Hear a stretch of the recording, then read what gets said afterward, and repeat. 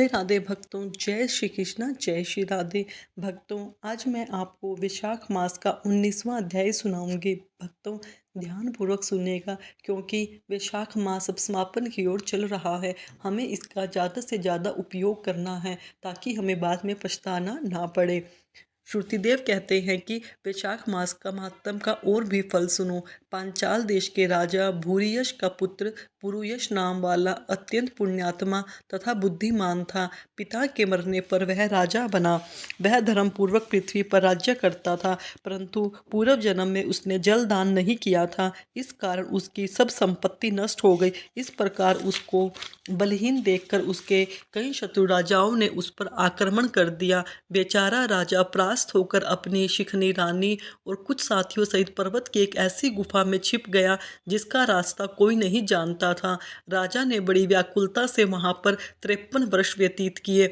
अब राजा के मन में यह चिंता उत्पन्न हुई कि मैं जन्म और कर्म से तो शुद्ध हूँ, मैंने जन्म भी अच्छे कुल में लिया, परंतु न जाने मेरे सब पुरुष कहाँ गए। मैंने ऐसा कौन सा पाप किया जिससे यह घोर दरिद्र व पराजय हुई तथा वनवास के दुख सहने पड़ रहे हैं। इस प्रकार वह राजा अपने गुरु का स्मरण करते ही 2 मनीश्वर याज और उपयाजक नाम वाले वहां आकर उपस्थित हुए। वनवास से दुखी, राज चिन्ह से हीन, वन के मार्ग को न जानने वाला वह राजा थोड़ी देर चुपचाप खड़ा रहा और रोता हुआ उनके चरणों में गिर पड़ा। तब दोनों मुनियों ने पकड़कर उठाया। इसके पश्चात राजा ने वन के पुष्पों से विधिवत उनका पूजन किया। अब वह दोनों बैठ गए तो राजा ने बड़ी नम्रता से उनसे प्रश्न किया कि महाराज, मैं जन्म से तो शुद्ध हूँ, पितरों और देवताओं का पूजन भी करता हूँ, पाप से डरता हूँ, प्राणियों पर दयावान, गुरु की भक्ति में प्रीति रखने वाला हूँ, फिर क्या कारण है कि मैं ऐसा दरिद्र हो गया हूँ। मेरा सब राजकोष नष्ट हो गया है, शत्रु ने मुझको जीत लिया, वन का वासी अकेला क्यों रह गया, मेरा पुत्र पौत्र भाई बंधु कोई नहीं रहा, मैं निष्पाप होकर राज्य कर रहा था, फिर भी मेरे राज्य में अकाल क्यों पड़ा। इसका कारण आप विस्तार पूर्वक मुझसे कहिए। राजा के ऐसे वचन सुन थोड़ी देर सोचकर वह दोनों मुनि याज और उपयाजक कहने लगे कि हे राजन, तू अपने दुख का कारण सुन। पहले 10 जन्मों में तू अत्यंत घोर पापी व्याघ्र रहा। 10वें जन्म में तू बड़ा कठोर हृदय व्याघ्र का जन्म धारण कर प्राणियों का वध करने में यमराज के तुल्य था। जब 10वें जन्म में गौड़ देश में था और अपने घोर एवं बुरे कर्मों में लगा हुआ यात्रियों को निर्दयता से कष्ट दिया करता था, तो उसी समय धूप से व्याकुल 2 बड़े धनवान वैश्य और वेद वेदांगों को जानने वाले आकर्षण नाम वाले मुनि वहां पर आए। उनको आता देखकर तू धनुष बाण लेकर उनका रास्ता रोककर खड़ा हो गया। फिर उनमें से एक वैश्य को मारकर तूने सब धन छीन लिया। जब तू दूसरे को मारने लगा तो वह समस्त द्रव्य वहीं घास फूस में फेंक कर डर के मारे भाग गया। तब कर्षण मुनि व्याघ्र के हाथ से मारे जाने के भय से व्याकुल मूर्छा खाकर पृथ्वी पर गिरे हुए ऋषि से पूछा कि वैश्य ने धन कहाँ छिपाया है। फिर एक गड्ढे के पानी से उनके हाथ मुंह धोए और उनका मूर्छा न आ जाए इस कारण उन पर पंखे से हवा करने लगा और मुनि से कहा कि जब तक मैं इस वन में सशस्त्र हूँ तब तक तुमको किसी बात का कोई भय नहीं है। निर्धन मनुष्य सदा सुखी रहते हैं तथा तुम्हारे फटे वस्त्र और टूटे बर्तनों को लेकर भी क्या करूँगा। तुम केवल यही बताओ कि उस वैश्य ने धन को कहाँ छिपाया है।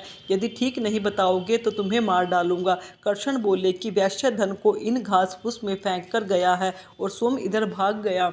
व्याघ्र से ऋषि से कहा कि तुम निडर होकर सुख पीरो, यहाँ से चले जाओ। यहाँ से थोड़ी दूर पक्के तालाब में निर्मल जल है, वहाँ पर जल पीकर अपनी थकान दूर कर अपने स्थान को चले जाओ। अभी राजा के कर्मचारी वैश्य का रुदन सुनकर तथा पाँव के खोज का देखते हुए इधर आएंगे, इसलिए मैं तुम्हारे साथ नहीं चल सकता। यह पंखा ले जाओ, इसकी हवा से कुछ गर्मी कम हो जाएगी। इस प्रकार वह पंखा लेकर गहन वन में चले गए। यद्यपि तुमने कार्यवश उसकी सेवा की थी, परंतु वैशाख मास की प्रचंड धूप में तुम्हारे द्वारा की गई इस सेवा से परिणाम स्वरूप तेरा जन्म विशाल राजवंश में हुआ। यदि तेरी इच्छा अब सुख, राज्य, धन धान्य, लक्ष्मी, स्वर्ग या साजुष्य मुक्ति पाने की है तो बेशौखत धर्म को करो, तुमको संपूर्ण सुख प्राप्त हो जाएगा। इस मास का नाम माधव मास है। इस दिन तू तत्काल ब्याई गो ब्राह्मण को दान दे, इससे तेरे कोष भर जाएंगे। क्षत्रिय के दान से तुझको राज्य की प्राप्ति होगी। विधिवत स्नान कर माधव भगवान की पूजा कर दिव्य प्रतिमा के दान से तेरी विजय होगी।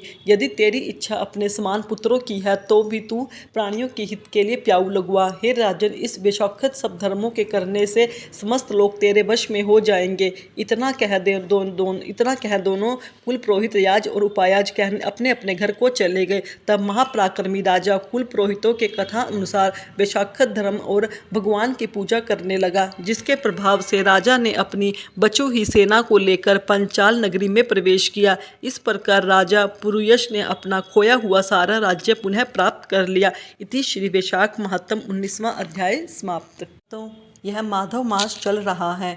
हमें जब भी अगर कान्हा जी को प्रसन्न करना है तो राधा जी का नाम लेना चाहिए, और अगर राधा रानी को प्रसन्न करना है तो कान्हा जी का नाम रटना चाहिए, कान्हा जी की भक्ति करनी चाहिए। राधा रानी बहुत प्रसन्न हो जाती है, और जिस पर राधा रानी की कृपा हो भला वह निसहाय कैसे रह सकता है। एक बार की बात है, वृंदावन में एक संत रहते थे। श्रीमद् भागवत पुराण में उनकी बड़ी निष्ठा थी। उनका रोज का नियम था कि वह भागवत पुराण का रोज एक अध्याय का पाठ किया करते थे। पाठ करने के बाद उस पाठ को राधा जी रानी को समर्पित कर दिया करते थे।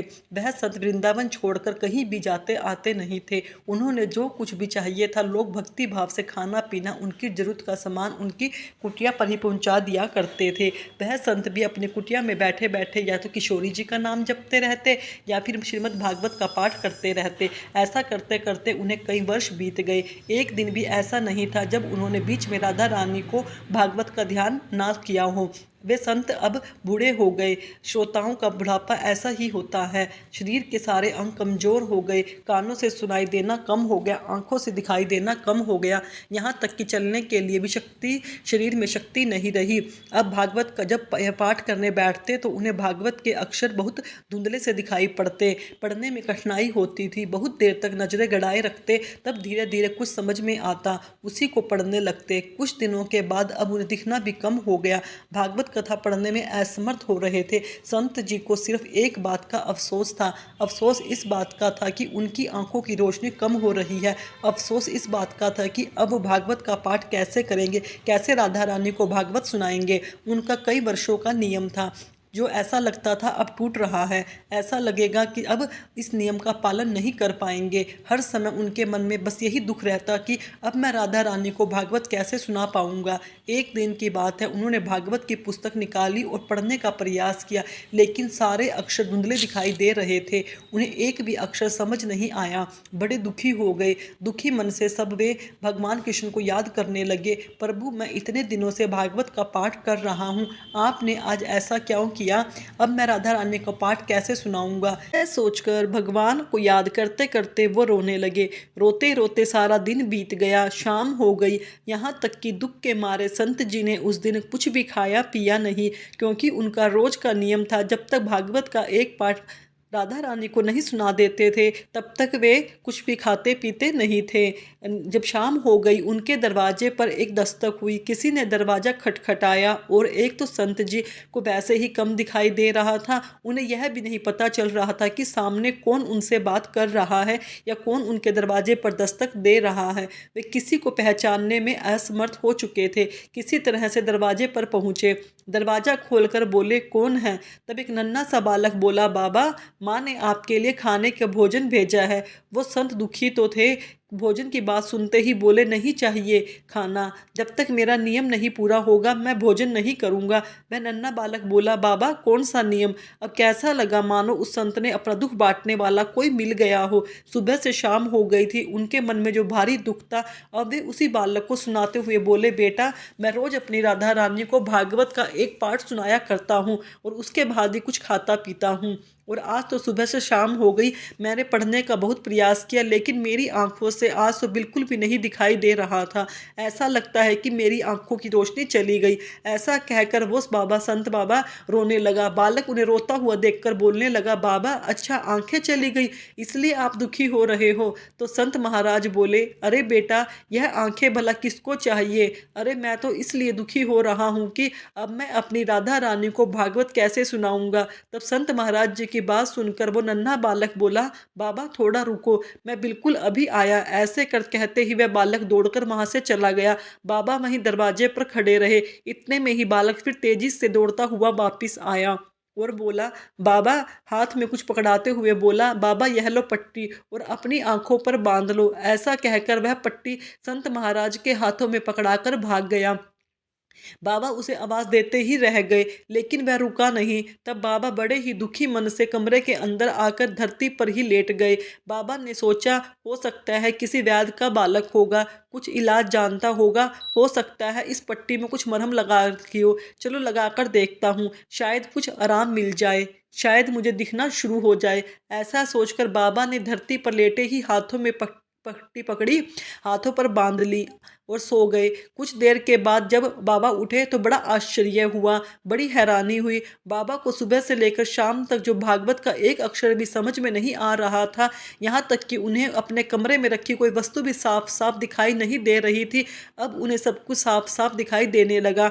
एक एक चीज उन्हें बिल्कुल साफ नजर आ रही थी। यह देखकर बाबा बड़े प्रसन्न हुए, सोचने लगे वो बालक तो बड़ा करामाती निकला। अच्छा देखता हूँ आखिरकार उस बालक ने इस पट्टी में क्या औषधि मिलाई है। बाबा ने जैसे ही अपने हाथ में उस पट्टी को लेकर देखा तो उसमें क्या देखा कि ना तो कोई इसमें कोई औषधि थी, ना किसी तरह का कोई लेप लगा हुआ था, बल्कि उसमें तो केवल राधे राधे लिखा हुआ था। यह देखते ही संत महाराज तो फूट फूट कर रोने लगे और कहने लगे, किशोरी जी आपके नाम की इतनी महिमा, आपका नाम लिखा भर होने से इस पट्टी से मुझ अंधे को आंखें वापस मिल गई, मुझे और क्या चाहिए। बाबा बोले, राधे मुझे श्लोक सुनने से आपको इतना आनंद आता है, अब देखो मैं आज से तुम्हें रोज भागवत सुनाऊंगा। बाबा बड़े ही प्रसन्न थे, बहुत खुशी के साथ, बड़े उत्साह के साथ वह जल्दी से उठ गए, फिर रात में ही स्नान आदि करके पाठ करने बैठ गए। आज जब वे राधा रानी को भागवत सुना रहे थे तो उनकी आवाज़ में एक अलग ही खुशी थी, एक अलग ही ऊर्जा थी। क्यों ना मैं सुम राधा रानी और बांके बिहारी जी को उन पर इतनी बड़ी कृपा की। प्रेम से बोलिए श्री राधा रानी की जय, बांके बिहारी लाल की जय।